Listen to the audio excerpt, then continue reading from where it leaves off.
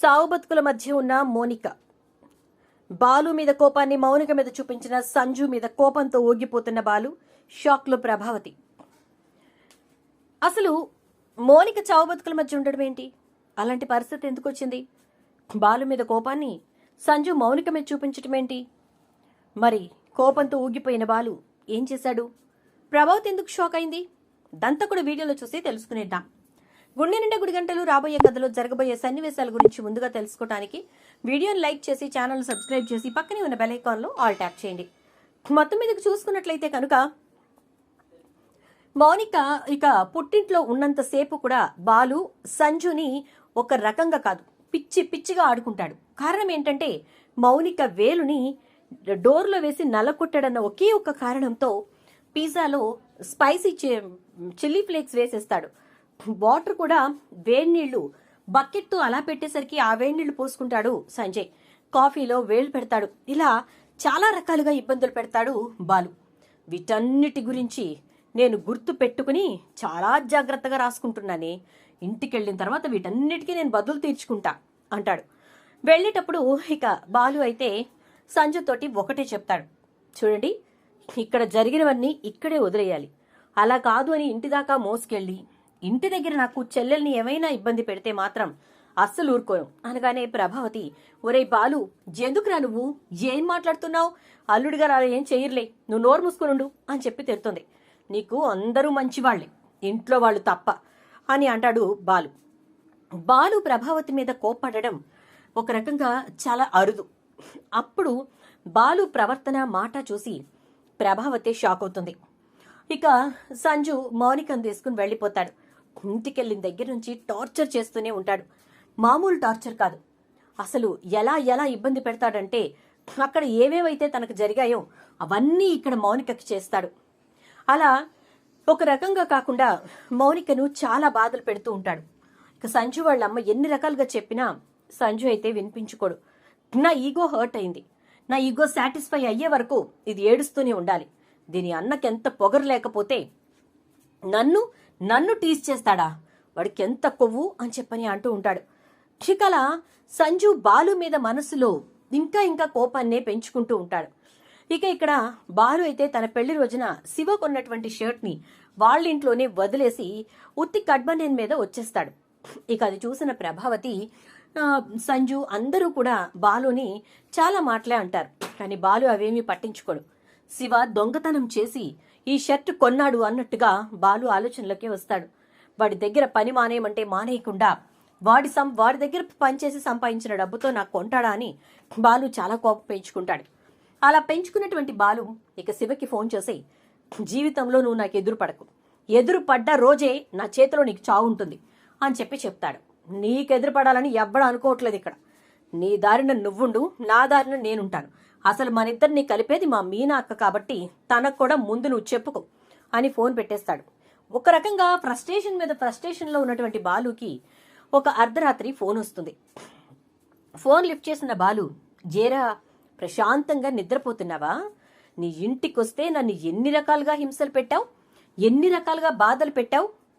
నేను పడ్డ ప్రతి బాధ వెనక ఉన్నది నువ్వేనని నాకు బాగా తెలుసు. ఆ ఇంట్లో నా మీద అంత కోపం కక్ష ఉన్నది నీకు మాత్రమే. చూసావుగా, నీ చెల్లి వేలు నలిగినందుకే నువ్వు ఇన్ని చేశావు.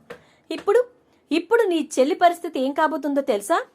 ఎక్కడికక్కడ ప్రతి క్షణం నరకం అనుభవించేలా చేస్తున్నాను. రెడీగా ఉండు, రేపు పొద్దున్నే వచ్చే వార్త కోసం అంటాడు. రే సంజు, నా చెల్లెల జోలికి వెళ్ళావా చంపేస్తాను అంటాడు బాలు. ఏంటి నువ్వు నన్ను చంపేది? ఇది నా పెళ్ళం, నా ఇష్టం వచ్చినట్టు చేసుకుంటా, నువ్వెవడివి మధ్యలో అడగడానికి?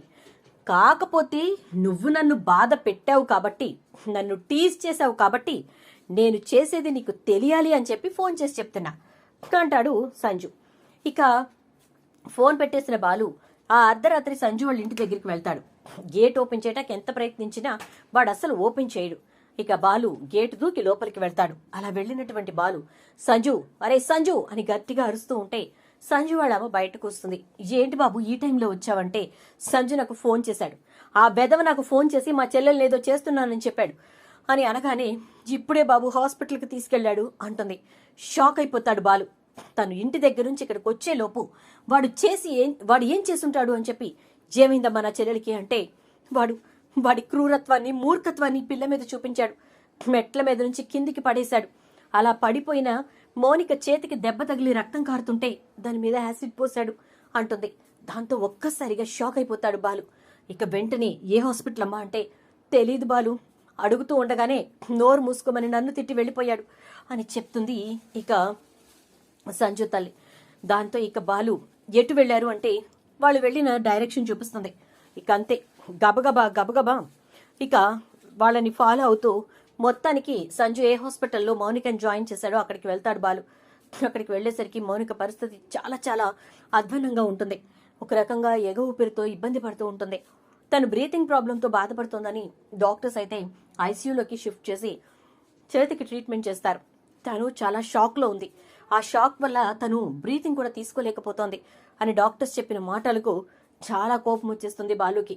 జేరా, నీకు కోపం ఉంది నా మీద తీర్చుకోలేక ఆడింగోడ్లాగా నా చెల్లి జోలికి వెళ్తావా అని చెప్పని అంటే, ఇక్కడికి వదిలాను సంతోషించరా, నువ్వు నన్ను కాల్చావు కదా, మరి అది ఊరికే నేను కాలిస్తే ఏం బాగుంటుంది, అందుకే దెబ్బ తగిలేలా చేసి మరీ కాల్చాను, ఇప్పుడు బాగుంది అని అంటాడు. ఇంత మూర్ఖుడువనే నేను నిన్ను కనీసం నా ఇంటి ఛాయల్లో కూడా వద్దన్నాను, మా అమ్మ నా మాట వినకుండా అంటూ ఉండగానే ఫోన్ వస్తుంది. ఏమండి, ఎక్కడికి వెళ్ళారు మీరు, అంత హడావిడిగా పరిగెత్తారు, మామయ్య గారు అందరూ కంగారు పడుతున్నారు అనగానే ఏముందని కంగారు పట్టానికి, ఈ వెధవ చేతిలో బంగారం లాంటి నా చెల్లెలి భవిష్యత్తును పెట్టారు, వాడు దాని జీవితాన్ని నలిపేస్తున్నాడు ఇక్కడ, ఏదో ప్రభావతమ్మ ఇవ్వు ఫోన్ ఆవిడికి అని అంటాడు. ప్రభావతి ఫోన్ తీసుకుని ఏరా అర్ధరాత్రి కానీ ఏంటి గొడవ అని చెప్పానంటే చిన్నోర్మై అని తిడతాడు. ఒక్కసారిగా షాక్ అయిపోతుంది ప్రభావతి. ఏంటండి వీడు నోటికొచ్చినట్టు మాట్లాడుతున్నాడు అంటే దగ్గరుంటే చంపేసేవాడిని నిన్ను అంటాడు. స్పీకర్ ఆన్ చేస్తుంది ప్రభావతి. ఎందుకురా అలా మాట్లాడుతున్నావంటే మౌనిక పరిస్థితి ఏంటో తెలుసా, ఆ మూర్ఖుడికిచ్చి పెళ్లి చెయ్యొద్దు అంటే అంత ఆస్తిపరుల సంబంధం వెతుక్కుంటూ వచ్చింది అంటూ చేశావు కదా, ఇప్పుడు దాని చేతికి దెబ్బ తగిలి దానిపైన యాసిడ్ పోసిన ఆ మూర్ఖపు మొగుడుతోటి దాన్ని ఉంచాలని నువ్వు అంటే గనక నిన్ను చంపేస్తాను అనగానే ఏం మాట్లాడుతున్నావురా అంటాడు సత్యం. జరిగింది మొత్తం చెప్తాడు బాలు. ఇక అంతే అందరూ హాస్పిటల్కి వస్తారు. ప్రభావతి అయితే మౌనికను చూసి షాక్ అయిపోతుంది.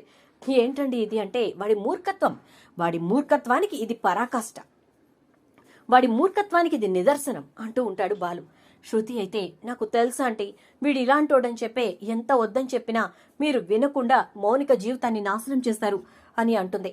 దాంతో ప్రభావతిని చూస్తున్న సత్యం, ఛీ, డబ్బుంటే చాలు కదే నీకు, ఎవరి జీవితం ఎలా పోయినా పర్వాలేదు, నీకు డబ్బు గల వాళ్ళైతే చాలు, ఇంకా నీకు మిగతా ఏమీ అక్కర్లేదు, చిచ్చి నీ మొహం చూడాలంటే కూడా అసహ్యంగా ఉంది అంటాడు. దాంతో ప్రభావతి కూర్చుని ఒక పక్క బిడ్డ కోసం, ఒక పక్క అటు అందరిలోనూ తను చేసిన పని వల్ల పడుతున్న మాటల కోసం ఏడుస్తూ ఉంటుంది. చూద్దాం మరి రాబోయే ఎపిసోడ్స్లో ఏం జరుగుతుందో.